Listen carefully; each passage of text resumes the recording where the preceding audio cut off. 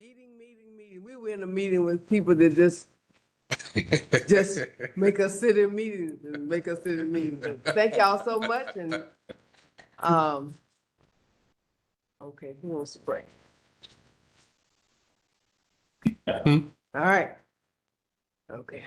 All right, please stand. For the invocation, and then we will have our pledge of allegiance to the flag. The kind and gracious God, we thank you for this day. We thank you for all that you've done for us. We thank you that you be with us and stand by us. Please keep our public servants safe and out of harm's way. We thank you for those things that you have done for our community and our residents. We ask that we will be pleasing in your sight as we do your will. These blessings we ask in your name. Amen. Amen. Amen. I Pledge allegiance to the flag of the United States of America and to the republic for which it stands, one nation, under God, indivisible, with liberty and justice for all. Okay. It's cold. Is it cold? Okay, I'm sorry. All right. Okay, the clerk will call the roll. Councilmember John DeWorke. Here. Councilmember Lillian Fleming. Here. Councilmember Ken Gibson. Here. Councilmember Will Brazington. Councilmember Russell Stahl. Here. Councilmember Dorothy Dow. Here. Mayor Knox White. Mayor Pro Tem Fleming. Here. Okay, approval of the minutes for October the 13th. So moved. Second. Second. All right, any problems or questions? Do you want to call the roll for that one or we just take it as is? All those, please say aye. Aye. Any opposers? If not, okay, wishing to speak to council. Yeah, we have a list of wonderful people here. Let's see. And now we have first Mr. Alan Etheridge from the Metropolitan Arts Council. Please give us your address. Thank you. Good evening. I'm Alan Etheridge with the Metropolitan Arts Council, and I thank you for letting me be here today. In each of your places is a goodie bag of several pieces of arts propaganda. First of all, our 2024 annual report, the 2025 official Open Studios catalog, and then an invitation to the kickoff party of Open Studios this year, which is going to be Saturday, November 8th. Just want to let you know that this year is the largest Open Studios ever. We have 160 artists participating, which is a wonderful thing because that means we have artists in virtually every neighborhood throughout the county. And we're looking forward to a great weekend, November 15th and 16th. And I want to thank the city for all its support, not only of Open Studios, but for MAC in general. And I hope you will all be able to go out and about on the 15th and 16th of November and interact with these wonderful artists in their studios. And again, thank you very much. Thanks, Alan. Any questions Thanks, Alan. for Alan? Any questions? It's exciting, Alan, to see this 400% increase in the last 18 years. That's a wonder. No kidding. Thank you. so much. Thank you. Thank you. Okay, we have Mr. Farmer. Joe Farmer, 207 Alpine Way. See, once there was a blacksmith. He was working in his shop. He saw a little boy come in. He said, "Hey, don't touch that horseshoe. It's hot." Went back to work. A few minutes later, he heard that horseshoe hit the concrete. Without looking up, he said, I told you, you burnt your hand, didn't you? And the little boy said, "No, it just don't take me long to look at a horseshoe." On October 16th, Historic Review Board heard an application for a property tax assessment freeze. I told them the county assessor was no longer honoring their decisions and they should not approve the application and give false hope to the applicant. The board sat silent, asked no questions, and continued to debate the application. They dropped a horseshoe. You see, I came to council twice last year and offered you a solution, but no action was taken. A wise man asked me last year, "Joe, how would you build a coalition?" First, you help get a new county council members elected. Second, you get appointed to the County Property Tax Assessment Appeals Board. Third, you convince county council of the HRB overreach and have them direct their employee, the county assessor, to no longer honor assessments generated outside of his office. And fourth, you get nominated to be the chair of that board. I came to you several months ago and told you I solved the issue. You sat, you listened, but no one asked how. Now you know. Tonight, I ask you to retrain the HRB of the new policy. I urge you, don't drop the horseshoe. Questions? I'm also against 15C tonight. Limiting public comment is never a good idea. Okay, Mr. Clarence Thornton.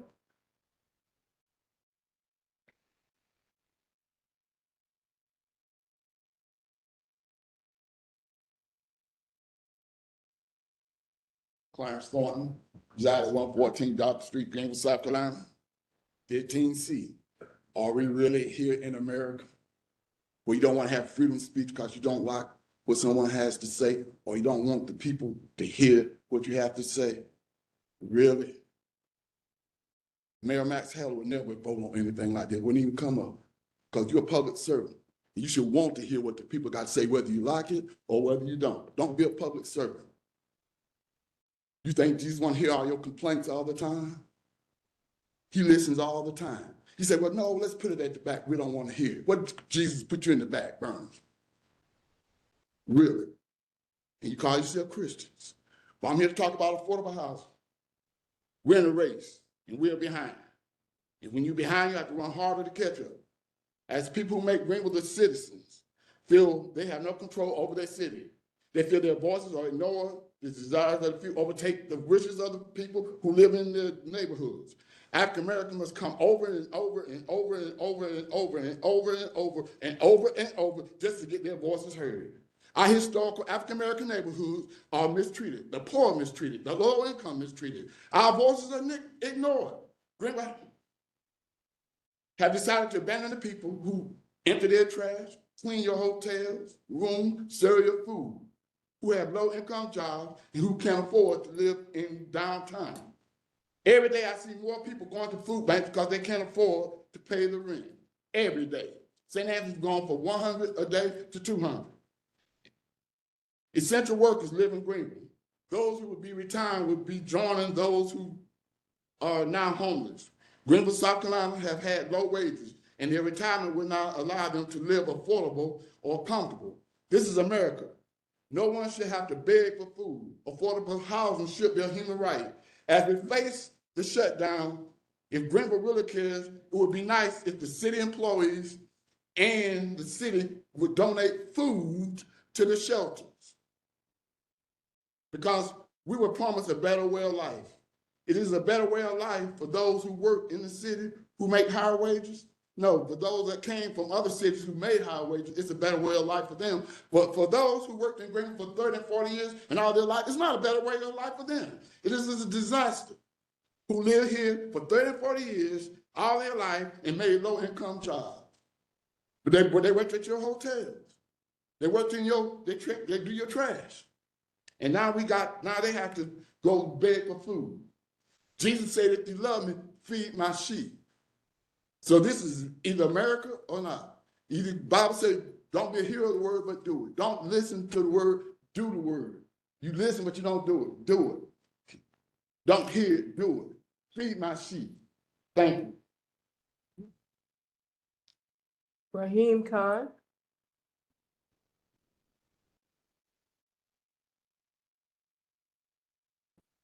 Good evening, everyone. My name is Rahim Khan. I am here on behalf of my state and local government class at the University of South Carolina Upstate. The purpose of my public comment today is to bring attention to a pressing issue that is increasing at an alarming rate. And then he also brought up earlier homelessness. It is not an issue that only affects those impacted by it, but it also affects us, the community as a whole, whether that be through downtown vibrancy or quality of life. From my personal experience, more often than not, every time I have been downtown, I have seen homeless people seeking shelter under bridges or occupying park benches. I do not blame the homeless for seeking comfort, but I just wish those park benches were used for their intended purpose. I would also like to quote a few statistics to portray the gravity of the situation, recorded by Fox Carolina and WYFF4 News. 2019 to 2020, more than 3,200 people in Greenville County were declared homeless. Coming to more recent times, in 2024, more than 1,900 Greenville County school students were declared homeless. I would like to credit the city for taking certain action, whether that be through affordable programs, affordable housing programs, or tax breaks, but there's more that can always be done. I have a couple of creative solutions that may help mitigate the extent of the damage. That could be through, as I mentioned, further affordable housing programs, incentivizing below market housing rates, collaboration with nonprofit organizations, social workers, outreach by law enforcement services, emergency services. It is an issue, like I said, that affects all of us. It is up to us to deal with it, and it will impact all of us in a positive way, hopefully, if action is taken. Lastly, like all things, funding is a major part that would help us combat and solve this issue. So I would also like to request an increase in funding available to support programs that would help us deal with this issue.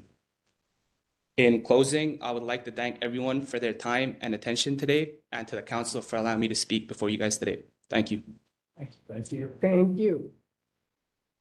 Alex Mooney.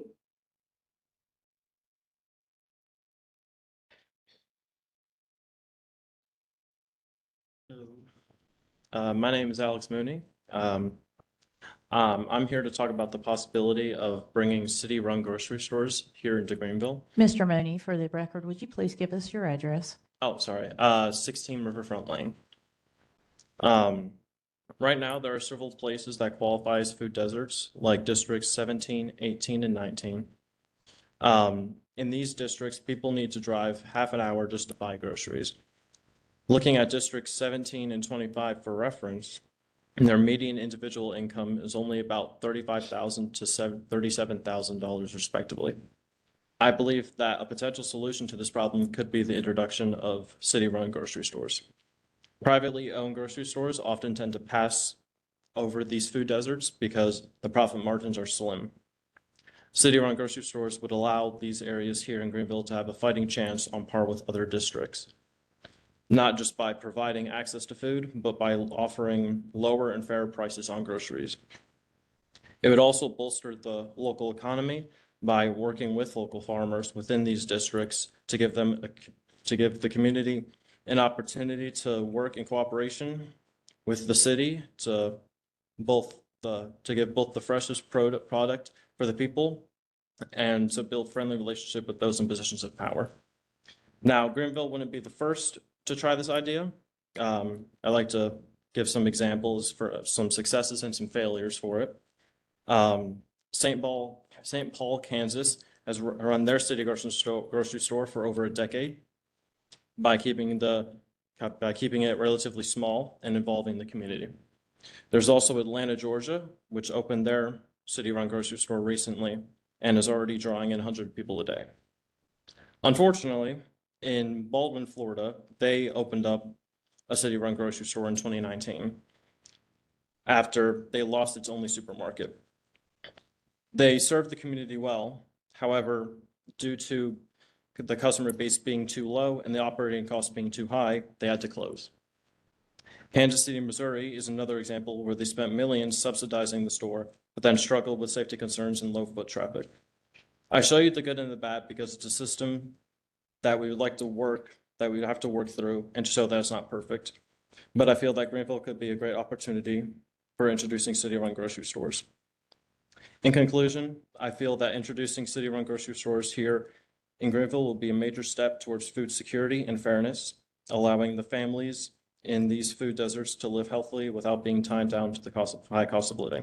Thank you very much for your time. Thank you. Okay, it's all about individuals. Okay. All right. Go to our consent agenda. Motion to approve? Second. Okay. So the clerk call the roll. Councilmember DeWorke, Aye. Councilmember Gibson, Aye. Councilmember Brazington, Aye. Councilmember Stahl, Aye. Councilmember Dow. Aye. Mayor Pro Tem Fleming. Aye. Consent agenda passed. We'll move now to our regular agenda, item 15A. An ordinance to annex approximately 0.2 acre of real property located at 1,000 Jenkins Street and to provide the zoning designation of RNA. So moved. Second. Okay, will the clerk call the roll? Councilmember DeWorke, Aye. Councilmember Gibson, Aye. Councilmember Brazington, Councilmember Stahl, Aye. Councilmember Dow. Aye. Mayor Pro Tem Fleming. Aye. Item 15A passes. Item 15B. An ordinance to annex approximately 2.13 acres of real property located on Gladys Drive and to provide the zoning designation of BH. So moved. Second.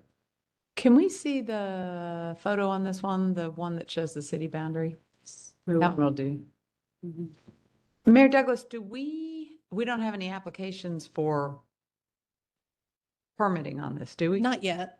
I mean, this looks like maybe it was a donut hole, but do we have any idea of what they want? to do here? Councilmember Dow, this is for a luxury self-storage business, luxury car self-storage business. And currently in the county, it's zoned S1, which allows multiple nefarious uses. So we believe that BH aligns the best with the self-storage use that's proposed here. I'm confused, is it luxury storage or storage of luxury cars? Storage of luxury cars. Okay. Ooh, okay. Tree ordinance applies. Yes. Yes, Thank it you. will. Okay. All right, clerk will call the roll. Have we had? We somebody? have a motion in a second. Yes, ma'am. Clerk will call the roll. Councilmember DeWorke, Aye. Councilmember Gibson, Councilmember Brazington, Aye. Councilmember Stahl, Aye. Councilmember Dow, Aye. Mayor Pro Tem Fleming. Aye. Item 15B passes. Okay. Item 15C. An ordinance to amend Chapter 2, Article 2, Division 2 of the Code of Ordinances to prescribe procedures and protocol for individuals addressing council during council meetings and to provide the order of business to provide additional opportunities for citizens to address city council. So moved. Second. Second. Question, Logan. Yes. This ordinance still allows anyone who signs up to speak, be it on an agenda item or not, to speak. It merely rearranges the position of when they would speak in a meeting. Is that accurate? It is accurate.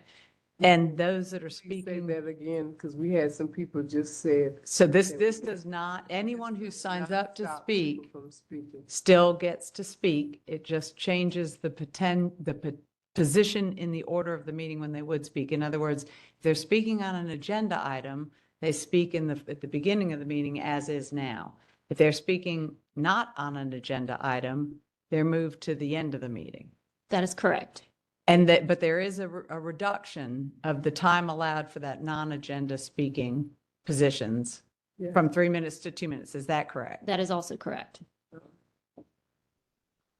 And residents are given priority in the order. Mm-hmm.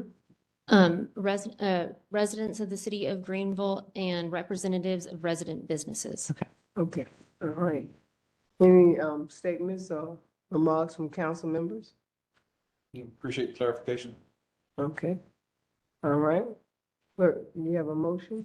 Yes, ma'am, we have a motion in a second. Call the roll. Councilmember DeWorke, Aye. Councilmember Gibson, Aye. Councilmember Brazington, Aye. Councilmember Stahl, Aye. Councilmember Dow, Aye. Mayor Pro Tem Fleming.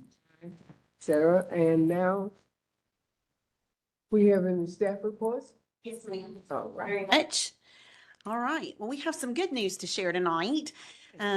At the work session, you all heard about the amazing work of our public safety communications team, and that great work is being recognized. The Association of Public Safety Communications Officials, International and the National Emergency Number Association held their fall conferences earlier this month. APCO is the world's oldest and largest organization dedicated to public safety communication professionals, and NENA is a nonprofit organization focused on developing standards for 911 systems across North America. The conference concluded with the annual awards banquet, and I'm extremely proud to say that our team brought home 2 major honors. First, Hannah Dillenbeck received the prestigious 2025 Palmetto Award.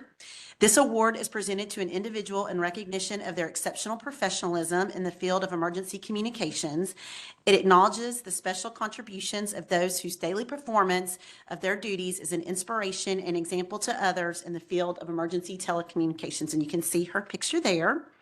Second, the 911 Emergency Communications Center earned second place for the 911 Center of the Year Award. This award is presented to the Communications and 911 Center that has exemplified outstanding professionalism, leadership, and innovation to the community it serves, as well as to its region and state.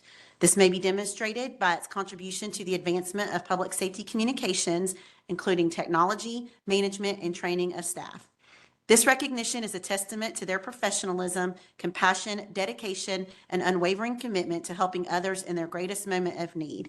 I know I speak for you and all of our citizens when I say that we could not be more grateful for their service or more proud of their accomplishments.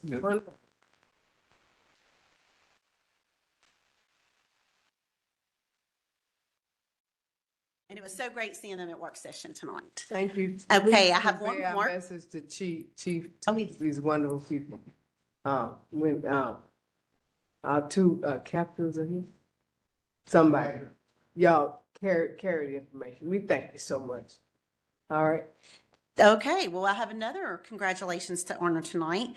Camilla Pittman has earned the EPP Bronze Achievement, which is awarded by the International Institute of Municipal Clerks. All right. IIMC grants this achievement only to municipal clerks who complete demanding education requirements and have a record of significant contributions to their local government, community, and state. The International Institute of Municipal Clerks, founded in 1947, has 14,000 members throughout the United States, Canada, and 15 other countries, and the mission of this global organization is to enhance the educational opportunities and professional development of its membership. I'd like to share this message from the current IIMC president, Don Abramson. In light of the speed of drastic nature of change, lifelong learning is not only desirable, it is necessary for all in local government to keep pace with the growing demands and changing needs of the citizens we serve. Your city can take immense pride in Camilla's educational accomplishments and achievement of this milestone. Camilla, we share her pride in your achievement, and we applaud your support that you play for our city every day. Thank you.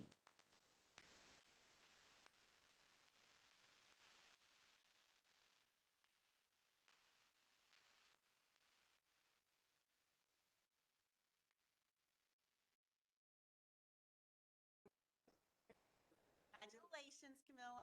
And finally, I just wanted to let you council meetings. So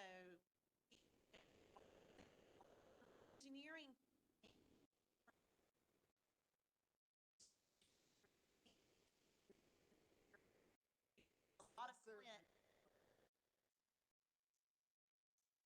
Thank you very much. And that's all I have. All right. Thank you. Thank you. Y'all have Yeah, anything? you said it, watch Camilla. All right. Congratulations, Camilla. This is another award. Just hang up it on the wall. I'm just so proud of you. I want to see how you're going to record that in the minutes. Notice that said international. You got a girl from outdoors. Hello. All right.